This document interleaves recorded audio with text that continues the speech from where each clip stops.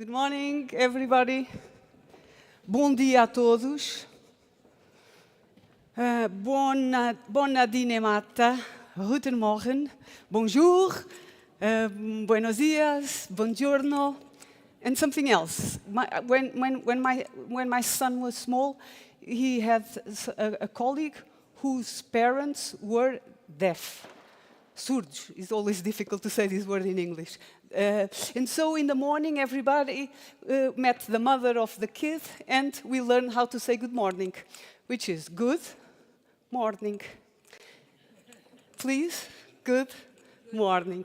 And then one day, at the end of the day, it was the father, and I was all proud.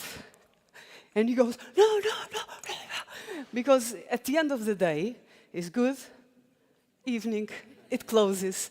So good morning opens. Yeah. Okay, good. This was just what is it called, the icebreaker. So good morning everyone, bom dia a todos, prazer acolher-vos em Lisboa.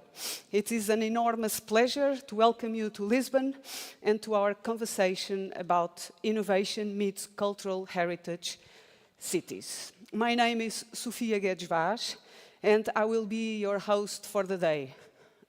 Some of you might know me because I have been trying to be the ethical advisor of Rabin. For those who do and also those who don't, please remember always the crucial role that ethics plays. Not just for our project, but for our cities, nations, and especially to the very fabric of life. Ethics is always our best bet. Please don't forget that.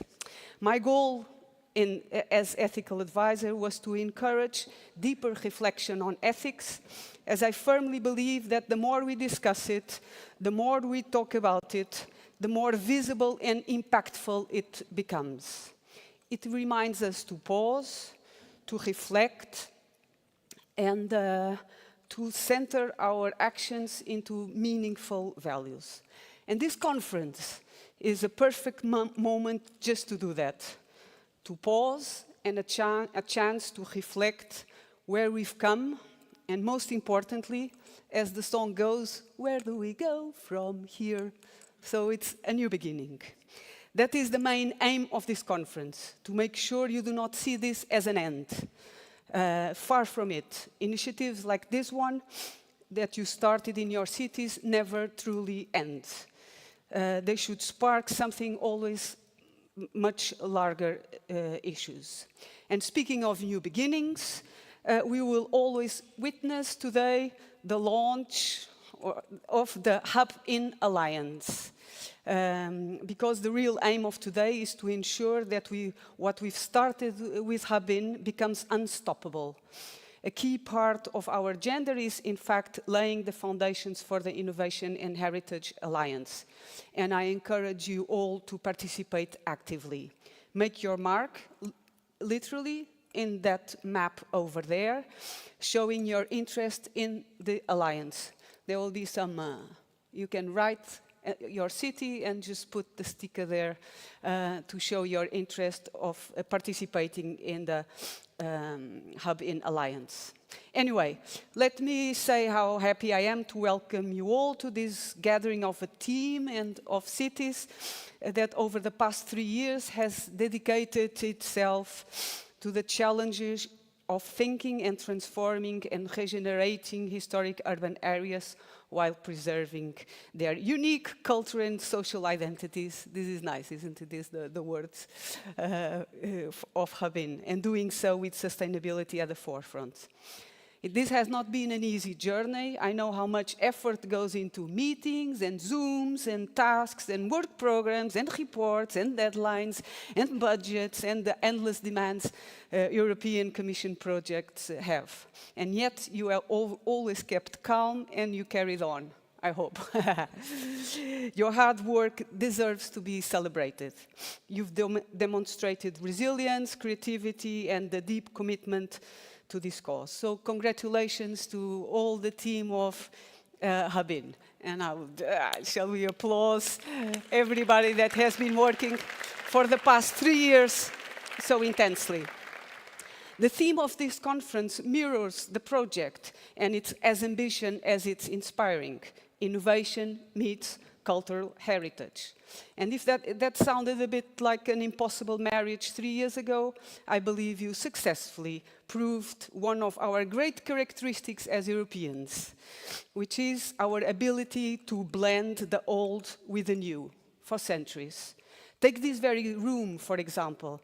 This is the home of the National Geographical Society and has been built over 125 years ago. You know the French, they have the Eiffel Tower, right? And we have the Eiffel Stairs and the Eiffel, how is this called, this verandin? The balcony has been designed by Eiffel, Gustav Eiffel, and also the stairs are the ex libris of this building. But anyway, as I was saying, built over 125 years ago, this symbolizes the history we cherish. And in a way, we will be discussing how to keep it not only alive, but alive and kicking for the next 125 years. And this is what you have been doing in Habin. At this conference, we will also blend the traditional and the innovative with different type of sessions and different type of interventions. Today, we will focus more on the conceptual discussions, and tomorrow we'll shift on to hands-on sessions to explore practical applications. Thank you. So now we will start the real opening session with a trio of speakers that will inspire us for the day. The first speaker is Carlos Contente de Sousa, the Executive Administrator of Lisbon Enova. Please, Carlos, come, the floor is yours.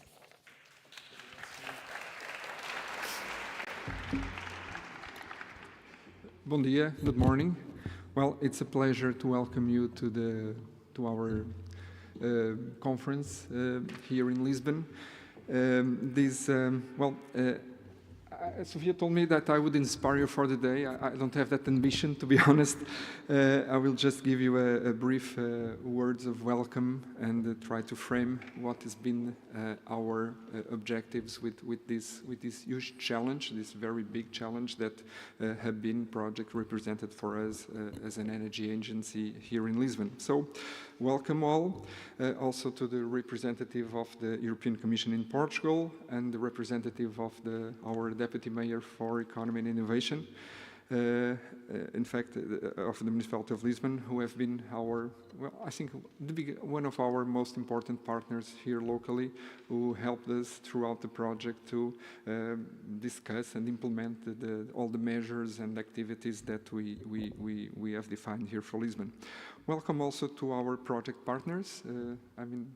I haven't yet had the opportunity to meet you all, except for one or two of you, and well, it's a very big pleasure to welcome here in Lisbon and in Lisboa Nova.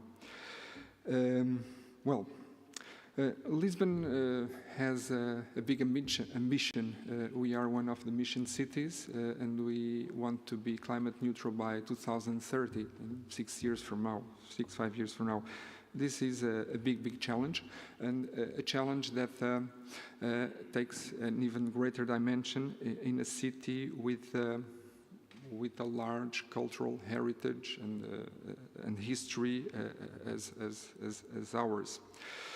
This special characteristic requires special approaches for special problems, special solutions, and tailored solutions, and the involvement of everybody. I haven't mentioned this, but in terms of CO2 emissions, the city of Lisbon, the municipality of Lisbon, represents roughly 5% of the total emissions of the city. So it's an effort that the city, even if it was carbon neutral tomorrow, will still have a long way to go to reduce our carbon emissions and meet the target. So this is a clearly requires the involvement and active commitment of everybody. And the message I was talking with Carlos Pires just before, and he was telling me that this is something collective. This requires the effort and involvement of all, and projects like this can actually foster new partnerships, new commitments by the community, by the society, by the citizens, by the companies, by everybody. And this is a little bit of what we have tried to do with UBIN, specifically more in these cultural, historical neighborhoods. Well, we had to define a pilot area, historical neighborhoods in Lisbon, but which, due to its characteristics, really worked as a case study, where we worked with the community, worked with the associations, with the people, to try to bring innovation, different approaches, and that can be used to, I don't know how to say this in English, revitalize these communities and align them with all our challenges and the objectives that we have in the city. So I will conclude now, just to say that to stress the importance of EU cooperation. All these projects that are funded by the European Commission are very important to put this all in context. I think that sometimes we don't understand how fortunate we Europeans, inhabitants of the European Union, are for living in a space without boundaries, with almost all with a common currency, well, of course we have to share a little bit of our sovereignty, but I think it's for the greater good of all. When we look at the rest of the world with problems, with wars, some of them actually happening here in our continent, I think sometimes we don't understand how fortunate we are for living in such a space. So I will conclude now for good. I hope that you have a good conference, a very productive and inspiring session here. Thank you all for being here, and well, enjoy your stay. Thank you.